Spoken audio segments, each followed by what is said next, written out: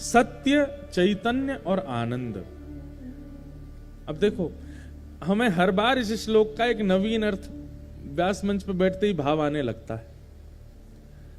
महाप्रभु जगन्नाथ जी भी इन 3 अक्षरों में ही विभाजित हैं। श्री बलभद्र जी सत्य स्वरूप हैं। बहुत ध्यान पूर्वक सुनिएगा। आप सबको आवाज आ रही है हमारी? एक एक शब्द ध्यान से सुनिएगा। सत्य, चैतन्य और आनंद, ये 3 रूप भागवत जी के महात्म में ठाकुर जी के बताए जाते हैं। सच्चिदानंद रूपाय। श्री बलभद्र जी कौन है? सत्य स्वरूप। या तो जो स्वयं सत्य है उसको सत्य कहें, या जो सत्य बताता है उसको सत्य कहें। बलभद्र जी सत्य स्वरूप क्यों हैं? क्योंकि जगन्नाथ जी के इस त्रयी स्वरूप में श्री बलभद्र जी ऐसे हैं जो आचार्य रूप धारण करके आते हैं पृथ्वी पर। बहुत ध्यान से सुनिएगा। बलराम जी आचार्य स्वरूप धारण करके आते हैं पृथ्वी पर कलिकाल में। किनका स्वरूप धारण किया आपने? श्रीमद रामानुजाचार्य जी महाराज। रामानुजाचार्य जी जो हैं वो शेषावतार हैं और शेष ही बलभद्र जी बनकर के आए हैं। तो आचार्य बनकर के आए हैं, इसका मतलब आचार्य क्या करता है? सत्य की राह दिखाई, सत्य की राह दिखाते हैं। जो सत्य मार्ग बतावे, जो सत्य से अवगत करावे, जो विवेकी बनावे, उसको गुरु कहते हैं। और उन गुरु का स्वरूप इन तीनों महाप्रभु के स्वरूप में से बलभद्र जी ने धारण किया। इसलिए सत्य, बलराम जी सत्य स्वरूप हैं। और रामानुजाचार्य जी के संग तो एक अद्भुत लीला जगन्नाथ महाप्रभु ने की। हमारे श्री जगन्नाथपुरी में भाव की सेवा प्रधान है। भाव और नियम, ये 2 सेवा वहां पर विशेष है। कल मुझे लगता है संभवतः जगन्नाथ जी ने शयन 2:30 बजे किया रात को। क्यों? कल एकादशी थी, तो एकादशी पर कुछ सेवाएं अधिक बढ़ जाती हैं, उसके कारण महाप्रभु जी विलंब हो जाता है। तो 2-2:30 बजे ठाकुर जी सोए, 4, 4:30, 5 बजे उठ गए। सोते ही नहीं है। तो वहां नियम से सेवा और भाव की सेवा, ये 2 सेवा प्रधान हैं जगन्नाथपुरी में। कभी ऐसा विचार करें कि भाई रात्रि 11 बज गए, 12 बज गए, ठाकुर जी को शयन करा दें और सेवाएं कुछ अधूरी रह गई हैं, तो शयन नहीं करेंगे ठाकुर, पहले सेवा पूरी होगी, चाहे उसके लिए 4 बज जाए सुबह के, उसके बाद ही शयन होगा ठाकुर जी का। कई बार तो हमें लगता है कि जगन्नाथपुरी में 20-30 मिनट के लिए ही कपाट बंद होते होंगे और फिर खुल जाते होंगे, इतनी देर का ही शयन होता है। भाव की सेवा और नियम की सेवा, ये 2 सेवा विशेष हैं जगन्नाथपुरी में। वैदिक सेवा कहीं ना कहीं इतनी प्रधान नहीं है जगन्नाथपुरी में। और स्पष्ट बात है कि जहां भाव की सेवा प्रारंभ हो जाती है, फिर वहां वैदिक सेवा हो नहीं पाती। वैदिक सेवा समझ रहे हैं? वैदिक सेवा मतलब जो वेद वेदांतों में निष्णित है, जो आचार्यों ने बताई हुई है, जिसमें अपरस की भावना आदि आदि ये सब है, वो कहीं ना कहीं भाव की सेवा के आगे न्यून पड़ जाती है। जगन्नाथपुरी में भाव की सेवा है। और जब ये सेवा प्रकल्पों को श्रीमद रामानुजाचार्य जी महाराज ने सुना, तो उनके मन में भाव आया कि महाप्रभु जी, आप साक्षात परब्रह्म हैं, साक्षात परमात्मा हैं, आपकी सेवा नियम से होनी चाहिए, वैदिक भाव से होनी चाहिए। और श्री रामानुजाचार्य जी ने जाकर के मंदिर में सारे पुजारियों को कहा कि भाई आप सब लोग बाहर रहो, हम करेंगे सेवा ठाकुर जी की। और अपने हजारों शिष्यों के साथ जगन्नाथ महाप्रभु के रसोई घर की सेवा, वस्त्र घर की सेवा, गर्भगृह की सेवा, सब घर की सेवाओं को रामानुजाचार्य जी ने अपने अंडर में ले लिया। लेकिन महाप्रभु जी जब भाव की सेवा से रुचिकर हो चुके थे, तो उनको वैदिक सेवा में आनंद नहीं आ रहा था। और ऐसा भाव बताते हैं कि 4 दिन में ही श्री जगन्नाथ महाप्रभु का जो श्री विग्रह है वो पतला पतला सा होने लगा। ऐसे लगने लगे ठाकुर जी सूख गए हैं क्या, डाइटिंग कर रहे हैं बहुत ज्यादा। हमको जब महाप्रभु जी के जब सब अंग से भी मिलते हैं ना, वो लोग बताते हैं, बोले महाराज जी नवकलेवर के बाद जो प्रथम दर्शन होता है ना जगन्नाथ जी का, आप उसमें जगन्नाथ जी को देखेंगे तो आपको ऐसा लगेगा कि ये कितने पतले से ठाकुर जी हो गए। लेकिन बोले जैसे जैसे सेवा होती रहती है श्री महाप्रभु जगन्नाथ जी ऐसा लगने लगता अब थोड़े मोटे हो गए, अब थोड़े न इनका वजन बढ़ गया है। नव कलेवर के पहले दिन के ठाकुर जी बिल्कुल ऐसे लगेंगे पतले दुबले। तो श्री रामानुजाचार्य जी और सब शिष्यों ने जब सेवा करना प्रारंभ किया तो महाप्रभु जी मानो जैसे अपने भक्तों के विरह में वजन घटा लिया ठाकुर जी ने।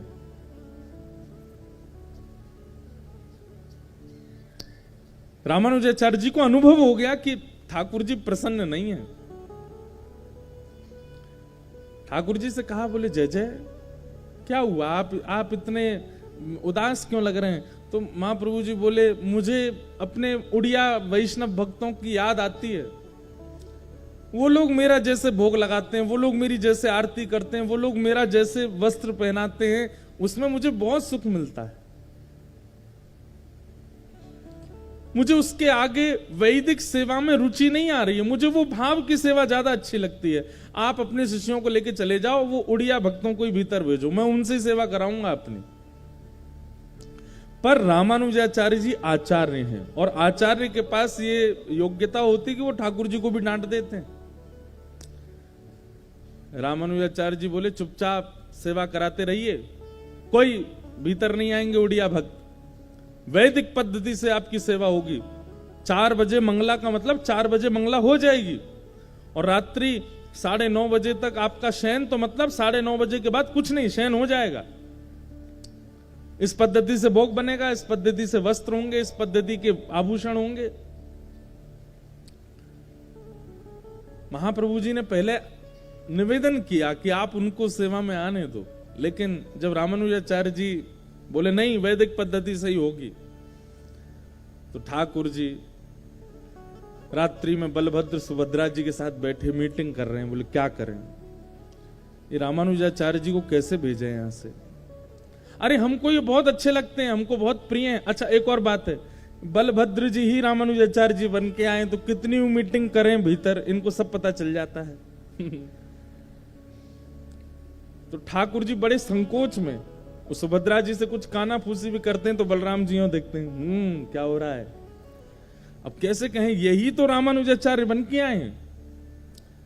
तभी ठाकुर जी ने भीतर गर्भगृह में तो देख लिया कि यहां काम बनने वाला नहीं है। तभी सामने विराजमान श्री गरुण जी, उनको इशारा किया। अच्छा देखो एक बात, ये तो हम लीला सुंदर करने के लिए ऐसा बोल देते, परंतु ठाकुर जी के तो मन के भाव सब समझ जाते हैं। आप यदि बहुत नियम से सेवा करते हैं तो ऐसा थोड़ी है कान में आके ठाकुर जी आपके बोलेंगे। आपको मनी मन पता लगता रहेगा कि ठाकुर जी क्या चाह रहे हैं, ठाकुर जी ऐसा पाना चाह रहे हैं, ठाकुर जी ऐसा कहना चाह रहे हैं।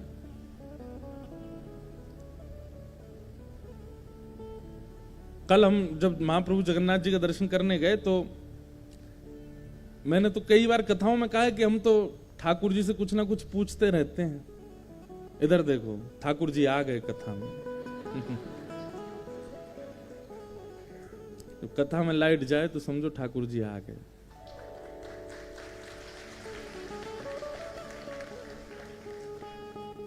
तो कल जब हम दर्शन करने गए तो कुछ हमारी माता जी ने कुछ कहा था कि जगन्नाथ महाप्रभु से पूछना, आज्ञा लेना, क्या कहते हैं। तो हमने जगन्नाथ महाप्रभु को प्रणाम किया। मैंने कहा आप कैसे हैं? ठीक हैं, आनंद में हैं, बड़ी कृपा, आप हमको बुलाते रहते हैं। अभी सितंबर में हमारी कथा भी जगन्नाथपुरी में है। तो मैंने कहा आपकी बड़ी कृपा है कि आप दास को बुलाते रहते हैं, भोजन प्रसाद सब प्रेम से पा रहे हैं, आप श्रृंगार खूब बढ़िया करके बैठे हैं। पहले वार्ता हो गई, फिर जो माँ ने कुछ कहा था वो पूछा। मैंने कि महाप्रभु जी ऐसा ऐसा कुछ भाव माँ का है, सब आपको जैसे रुचिकर लगे आप आज्ञा देना।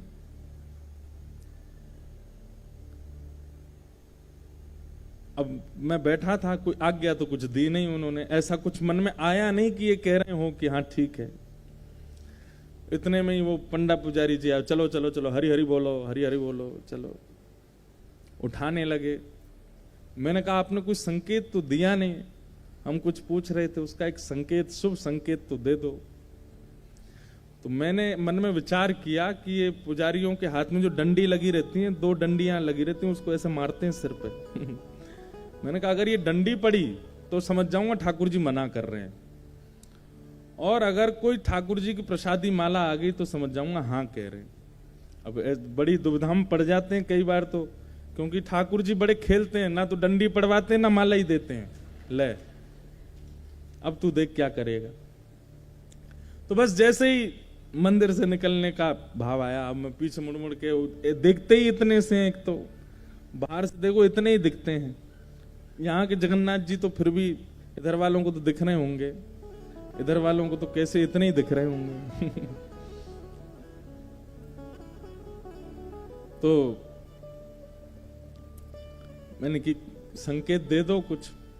इतने में ही बस कहा ही था, एक पुजारी जी भीतर थे, वो पहचान गए, दौड़ गए, रुको रुको रुको रुको व्यास जी रुको रुको रुको, झोली करो। तो मैं वस्त्र आगे किया, उसमें तुलसी जी पधरा दी और फिर ठाकुर जी के श्री अंग का कमल पधरा दी। लो ऐसे हमारे ठाकुर जी हैं श्री जगन्नाथ जी। तो ठाकुर जी ऐसा नहीं कि कान में आके कुछ कहते होंगे या आपको बैठा के बोलते होंगे। जब आप सेवा में निमग्न हो जाते हैं तो आपको अनुभव ही हो जाता है कि ठाकुर जी क्या संकेत कर रहे हैं, और या फिर इस प्रकार से कुछ ना कुछ संकेत इधर उधर के कर देते हैं। तो ठाकुर जी ने कहा भाई गर्भगृह में तो बलराम जी बैठे हैं, यहां तो मीटिंग करना सब फेल है, लेकिन ये रामानुजाचार्य जी और इनके भक्त यहां से कैसे जाएं? वो बेचारे उड़िया भक्त हमारे बाहर खड़े हैं, वो भीतर कैसे आएंगे? हमको उनकी याद आ रही है। तो जैसे ही प्रातःकाल ब्रह्म मुहूर्त में सबसे पहला महाप्रभु जी का दर्शन करते हैं श्री गरुण जी महाराज, गरुण स्तंभ सामने। गरुण जी बोले जय जय आज्ञा करो। बोले बलराम जी को पता नहीं चलना चाहिए, और ये रामानुजाचार्य जी और इनके जितने शिष्य ये रात में जैसे ही सोवे जावे, आप सोते हुओं को ही अपने पंख पे बिठा करके दक्षिण में छोड़े आओ और द्वार खोल दो बाहर के, हमारे जो उड़िया भक्त हैं उनको भीतर कर दो। अर्धरात्रि का समय, और यहां सब प्रसाद पाकर के शयन के लिए गए थे, और इतने में गरुण जी सब भक्तों को अपनी कमर पर बिठाए, किसी को भी पता नहीं चला। भाई योग निद्रा तो ठाकुर जी करना बहुत अच्छे से जानते हैं। जब कंस के कारागृह में प्रकट हुए तो कंस और सारे दरबान कितनी गहरी नींद में सोए। हमारे यहां वैदिक रूप से कहा भी जाता है ना, या देवी सर्वभूतेषु निद्रा रूपेण संस्थिता। ये निद्रा भी, अगर आपको रात्रि सोए और सीधे सुबह उठे, बीच में एक बार भी आंख नहीं खुलती है, तो उस समय यही सोचना चाहिए कि ये देवी साक्षात निद्रा देवी आई थी आज, इसीलिए अखंड निद्रा आई है। बीच में कईयों को खंडित निद्रा आती है, बीच बीच में उठ जाते हैं, आंख खुल जाती है या कुछ, लेकिन कई लोगों को अखंड निद्रा आती है। अखंड निद्रा का मतलब ऐसा नहीं कि कुछ चोर चोरी कर ले गए तुम उठ ही नहीं पाए। अखंड निद्रा का मतलब ऐसा होता है कि आप डिस्टर्ब नहीं होते, बस एक बार आंख लगी सीधे सुबह उठते हैं। ये भी ठाकुर जी की कृपा से होता है, वो देवी का स्वरूप माना जाता है उस निद्रा को। योग निद्रा में सोए थे सारे रामानुजाचार्य जी के भक्त और रामानुजाचार्य जी, और श्री गरुण जी महाराज ने अपने पीठ पर बिठाया और लेकर के सीधे त्रिचिरापल्ली, तिरुचि के पास में श्रीरंगम, वहां ले जाकर के सुला दिया। जैसे ही मंगला का समय हुआ, महाप्रभु जी श्री रामानुजाचार्य जी और सब भक्त उठे, तो देख करके घबरा गए। बोले खंबे बदल गए, छत बदल गई, कमरे बदल गए, ये हुआ क्या? इधर उधर दौड़े, बोले कहां आ गए हम लोग। जैसे ही भवनों से बाहर निकल के देखा तो श्री रंगनाथ भगवान का गौपुरम दिखाई दिया। तब अरे ये तो हम दक्षिण में आ गए। तब श्री रामानुजाचार्य जी मंद मंद मुस्काने लगे, बोले जय हो महाप्रभु जी, खुद ही वेदों का निर्माण करवाया है, खुद ही वैदिक नियम बनाए हैं, खुद ही पालन नहीं कर रहे हैं। क्यों? क्योंकि भाव की सेवा ठाकुर जी को बहुत प्रिय लग गई। भाई देखो, एकमात्र संसार में एक रस्सी है ऐसी जिसका नाम है प्रेम, प्रेम पाश, जिसमें परमात्मा से लेकर के जीवात्मा सब बंध सकते हैं। और प्रेम की इस पाश में इतनी सामर्थ्य सबको बांध सकता है। ठाकुर जी बंध गए और उस प्रेम की पाश में बंधे ठाकुर जी का प्रत्यक्ष दर्शन होता है जगन्नाथपुरी में। वहां के जो अर्चक हैं, कई बार वो आपको हो सकता है कि कुछ, कई बार हो सकता है कि आपको कुछ ऐसा कह दें या कुछ करें, पर फिर भी ठाकुर जी को वो वैसे ही प्रिय हैं, इसलिए उनको वैसे ही स्वीकार करो। तो आचार्य कौन है? श्री बलराम जी, इसलिए वो सत्य स्वरूप है। और मध्य में विराजमान है श्री सुभद्रा जी, वो चैतन्य स्वरूप है। ब्रह्मांड में कितने भी लोग महाप्रभु जगन्नाथ जी का दर्शन करने जाएं, बलराम जी के दर्शन से चूक जाओगे, जगन्नाथ जी के दर्शन से भी चूक सकते हो, लेकिन सुभद्रा जी के दर्शन से कोई नहीं चूकता। इनके दर्शन सबको होते हैं। अच्छा, एक बात सुभद्रा जी की बड़ी विशेष है, इन्होंने अपने हाथ तो कर रखे हैं पीछे, एक हाथ ले रखा है जगन्नाथ जी का, दूसरा हाथ ले रखा है श्री बलराम जी का, मानो जैसे ये दोनों के गले में गलवैयां डाल करके बैठी हैं और सामने आए हुए जीव को देख करके तुरंत आंकती हैं। अगर वो व्यक्ति अज्ञानी है, कहीं ना कहीं ज्ञान से विमुख है, तो उस पर बलराम जी को कहती हैं इस पर कृपा करो, और यदि कोई व्यक्ति भाव युक्त है, उसको महाप्रभु जी को कहती हैं आप इस पर कृपा करो। तो सामने आए हुए जीव को परख करके बलराम जी के पक्ष में भेजना है कि जगन्नाथ जी के पक्ष में देखना है, ये निर्णय श्री सुभद्रा जी करती। इसलिए सबको दर्शन श्री सुभद्रा जी का होता है, वही चैतन्य है।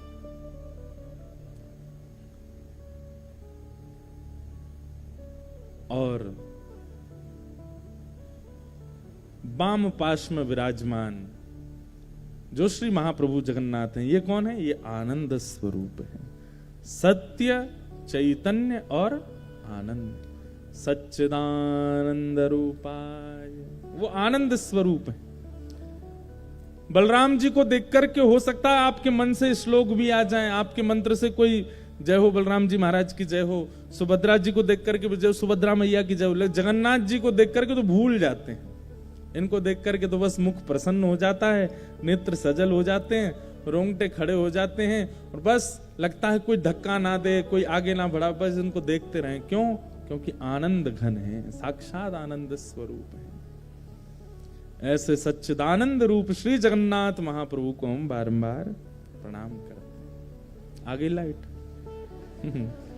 सच्चिदानंद रूपाय विश्वोत्पत्त्यादि है तवे, जो विश्व की उत्पत्ति, पालन और संहार करते हैं। तापत्रय विनाशाय श्री कृष्णाय वयं नमः। विश्व की उत्पत्ति, पालन, संहार करने वाले ऐसे श्री कृष्ण को हम बारंबार प्रणाम करते हैं, बारंबार वंदन करते हैं। इतने भाव हैं श्री जगन्नाथ जी के लिए, रह रह करके याद आते हैं। अब ये कुछ भाव बता दें, अब ऐसा कुछ सुना दें, अब ऐसा कुछ कह दें, इतने श्री जगन्नाथ जी के भाव हैं। हम तो कहते हैं अपनी कथा में कि भारतवर्ष में सब जगह ठाकुर जी प्रत्यक्ष विराजमान हैं, लेकिन फिर भी महाप्रभु जगन्नाथ जी को अगर आप देख लेते हैं तो ये समझ लिए साक्षात श्री कृष्ण को देख करके आए हैं, साक्षात परब्रह्म का दर्शन करके आए हैं। प्रत्यक्ष ठाकुर जी हैं श्री जगन्नाथ महाप्रभु। ऐसे श्री कृष्ण को हम बारंबार प्रणाम करते हैं। भागवत जी का महात्मा आज हम थोड़ा सा कह देते हैं। नारद जी महाराज पृथ्वी पर भ्रमण कर रहे थे और भ्रमण करते हुए जैसे वृंदावन पहुंचे तो श्री वृंदावन में जाकर के देखा एक युवती है परम सुंदरी, उसकी गोद में 2 वृद्ध हैं। वो युवती साक्षात भक्ति है और उसकी गोद में जो 2 वृद्ध हैं वो उसके पुत्र हैं। एक बात याद रखिएगा,